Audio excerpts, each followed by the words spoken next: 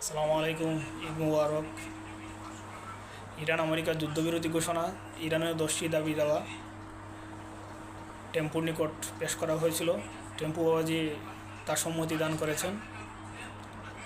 এখন টেম্পু বাবাজি ইরান আক্রমণ করবেন না এবং হরমুজ প্রণালীতে টেম্পু বাবাজির কোনো অধিকার থাকবে না।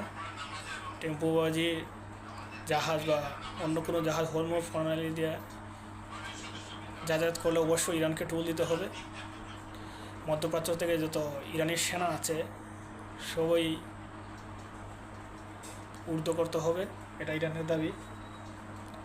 আলহামদুলিল্লাহ, ডোনাল্ড ট্রাম্প সেই দাবি দাওয়া মেনে নিয়েছেন এবং টেম্পো বাবাজি বুঝতে পেরেছেন যে ইরানের সাথে আর